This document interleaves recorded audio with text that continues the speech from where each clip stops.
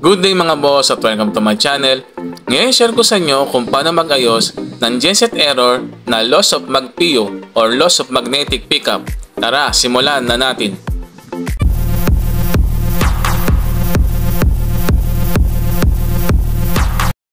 Mga boss, kapag naka-encounter po kayo ng genset error na loss of mag-PU, possible po na may diferensya po ang kanyang magnetic pickup sensor. Or posible rin po na palitin na po ang kanyang mga baterya. Mga boss, nung kinunan po natin ng voltahe ang baterya, nakakuha lamang po tayo ng 17.5 na dapat po ay 25 volts. Mga boss, palitan po muna natin ng baterya. Gagamit po tayo ng 13mm na box range at adjustable range.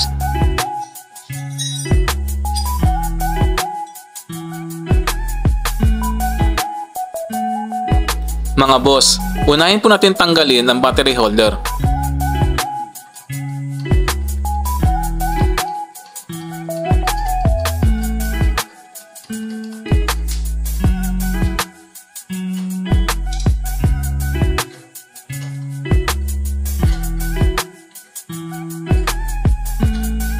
Ngayon naman po ay tanggalin na po natin ang positive terminal wire.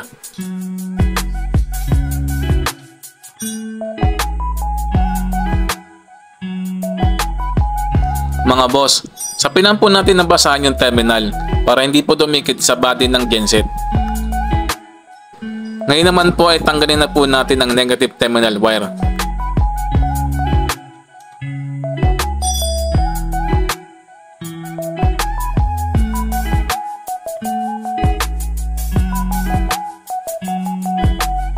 Sapinan din po natin yung negative terminal wire para safe. Ngayon naman po ay disconnect na po natin yung battery series wire.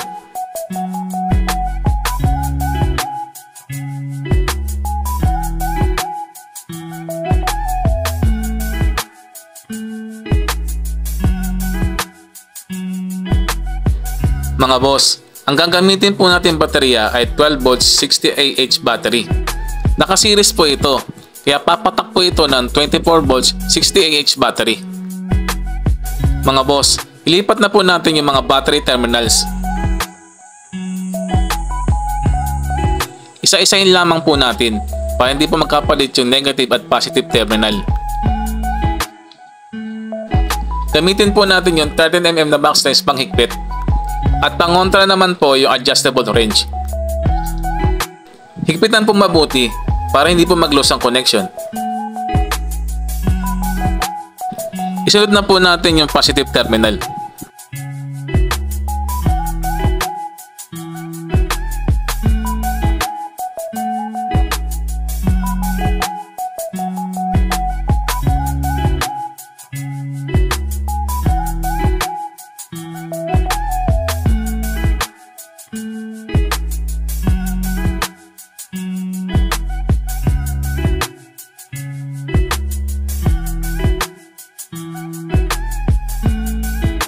Kapag okay na po ay balik po muna natin sa genset.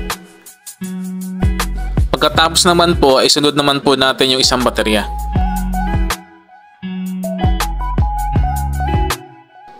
Ulitin lamang po natin yung procedure na ginawa natin sa unang baterya.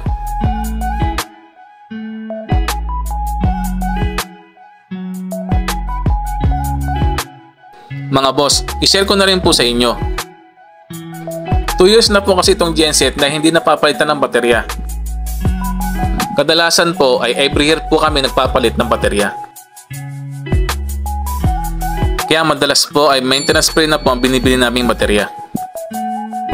Para di na po namin kailanganin mag-stock ng distilled water.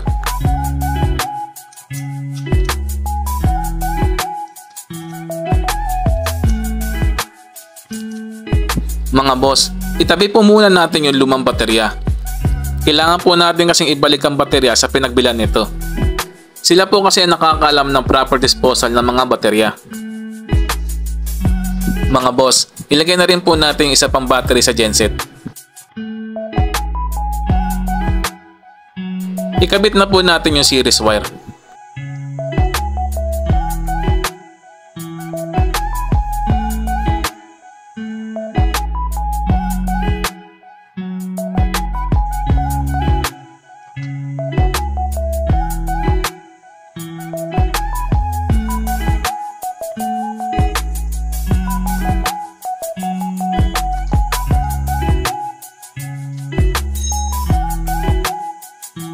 i-double check po natin yung mga battery terminals.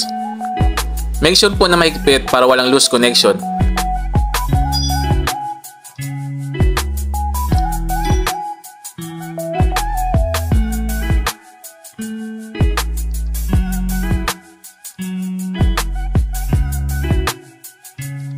Mga boss, kapag nag-ihigpit po kayo ng terminal, huwag niyo pong kalimutan lagyan ng sapin yung kabilang terminal ng baterya para maiwasan po ang short circuit.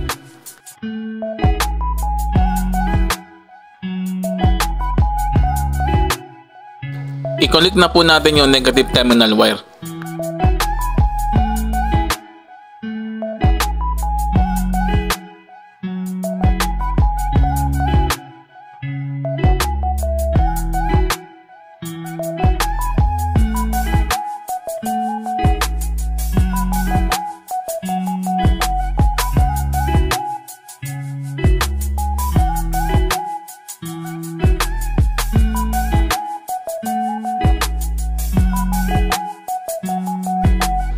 Ngayon naman po ay connect na po natin yung positive terminal wire. Makakita po kayo ng spark sa terminal ng baterya. Ibig sabihin ay may karga po ito.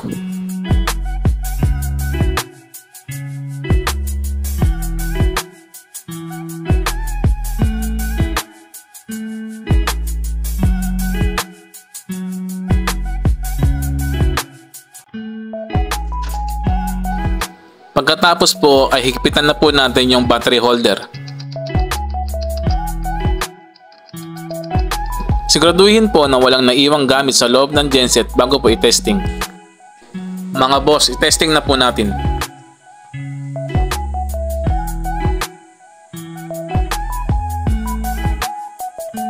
Mga boss, i-navigate po natin para makita po natin yung engine battery voltage.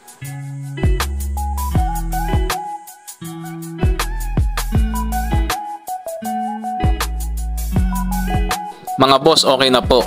25.5 volts po ang battery voltage niya. Try po natin kung mag-i-start.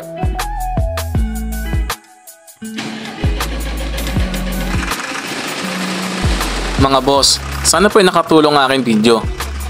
Huwag niyo po sanang kalimutan mag-like, share, and subscribe sa aking channel.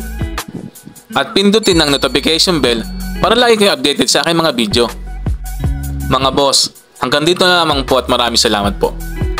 Boss, if you learned something on my video, make sure to like, share, and subscribe to my channel. See you on my next vlog. Thank you. Thanks for watching.